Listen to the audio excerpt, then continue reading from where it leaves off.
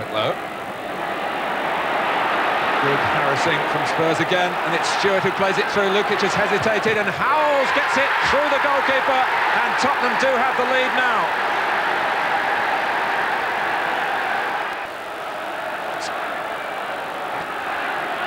It's a goal now, but Verratti can equalise and has done.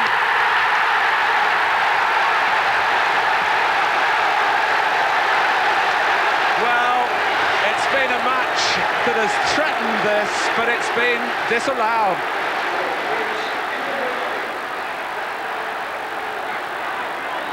Well, Verratti wriggled his way into that position.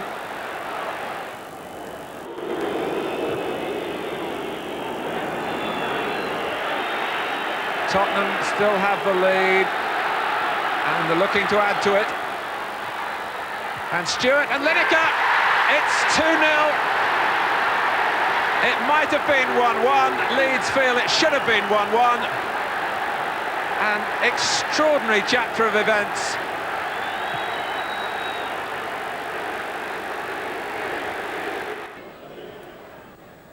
Arsenal produced probably their best form of the season to beat Chelsea soundly in the London derby. And their Swedish winger Anders Limpar really came of age for Highbury fans. Here's a long cross coming up from Lee Dixon, with Paul Merson on the end of it. And Limpar getting in at the far post to put Arsenal 1-0 ahead. And just 7 minutes later, he's in action again. Brought down there for the penalty. No doubt about that, and no doubt either about Dixon's application there, and Arsenal 2-0 ahead. Paul Merson added the third after a great run through the midfield by Michael Thomas, pushed out by goalkeeper Dave Besant. There's that man Limpar again, and Merson to finish it off. And Limpar's not finished yet. There's a lovely pass for David Rocastle to make it 4.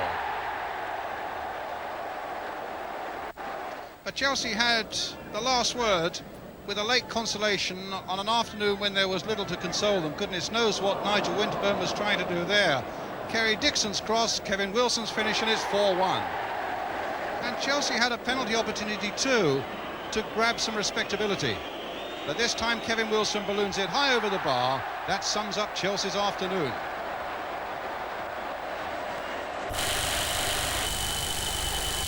Crystal Palace had thoughts about top place yesterday afternoon, and they seem justified. Here's Ian Wright, and there's Richard Shaw with just 2 minutes gone, scoring his first league goal. But now stand by for blasting Stuart Pearce for Nottingham Forest. Maybe not so much of a blast with this one, actually going through the legs of Palace goalkeeper Nigel Martin. But a more authentic looking Pearce shot here, 25 yards and more, and Forest are in the lead. But a weird equaliser for Crystal Palace. A punch away there by Crossley, met by Jeff Thomas, back into the net.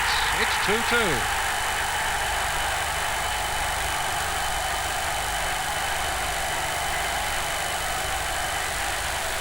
Manchester City are looking a completely different proposition this season. Peter Reid's engine is still firing all cylinders, and big Niall Quinn is clearly enjoying life up north.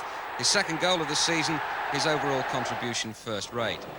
Now, successive defeats and not even the consolation of a goal in their 3 previous games. It looked to be totally beyond Norwich when another of Howard Kendall's summer signings, Mark Brennan, skipped over Main Road's extraordinary looking pitch to score his first goal for the club. A summer of rock concerts, most notably by the Rolling Stones, has taken its toll on the usually immaculate Main Road playing surface. Well, Norwich ain't getting much satisfaction at the moment, but Robert Fleck's superbly taken goal and a good team spirit should give them sufficient encouragement to improve sooner rather than later.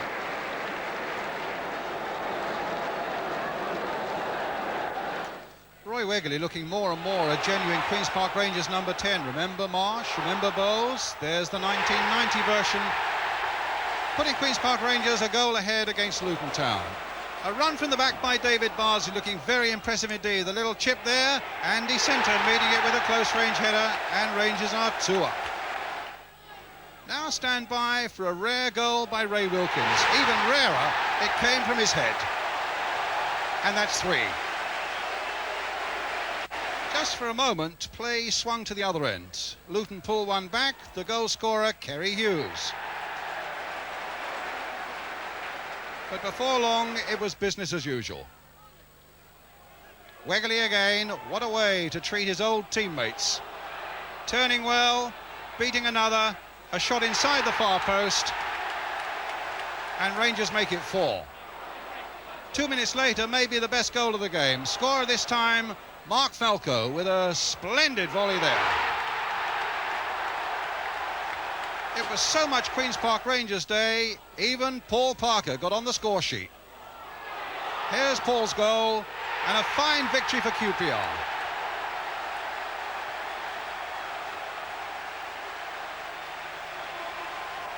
Villa appear to be tuning up nicely in time for Wednesday's European return. Tony Daly quick to capitalise on the hesitancy in Derby's defence.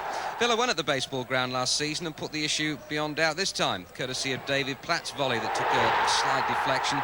Platt scored in each of the last 4 games. Derby haven't won yet, and they're bottom.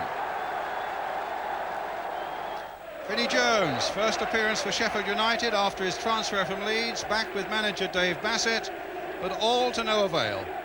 It's Southampton who take an early lead inside 8 minutes, with the goal-scoring talents of Matthew Le Tissier putting them ahead.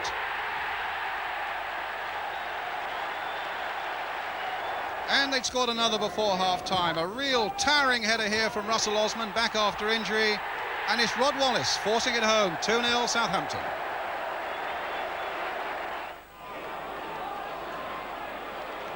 One point from their previous 4 games represents a poor start for Everton, and they suffered an early setback when Andy Hinchcliffe brought down the hero of Roker Park, Marco Gabbiadini.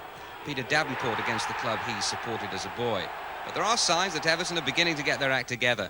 Graham Sharp's free kick deflected over Tony Norman gave an indication they're getting the odd break or two as well. The very impressive Gabbiadini was a constant threat and proved too elusive there for Dave Watson. But the Sunderland boss Dennis Smith said Everton were the best team they played this season. And here's a contender for goal of the day. Sharp combining with Newell. Perfect finish. But the acid test for Everton comes next week. It's the Merseyside derby.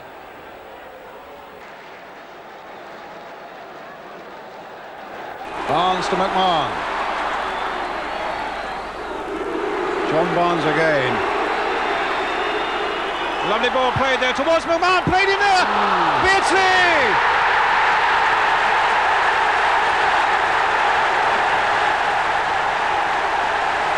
11 minutes gone, and Liverpool strike.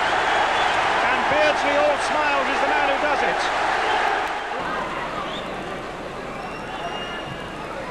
McMahon.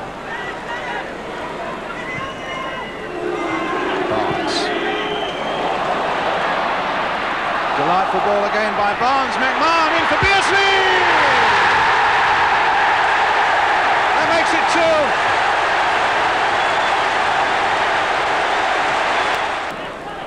2. Saw it all last week at Wimbledon for half an hour. They were a dream team. Yes, you're right, Lawrie. For about 20 minutes there before half-time, you couldn't have wished to have seen better football anywhere. And they're starting to turn it on again now. Rush to Barnes. Back goes Phelan. In goes Beardsley, but Ince got the better of him. But here's Houghton. Great stuff by Liverpool here. It might come for Barnes. It is! It's number 3.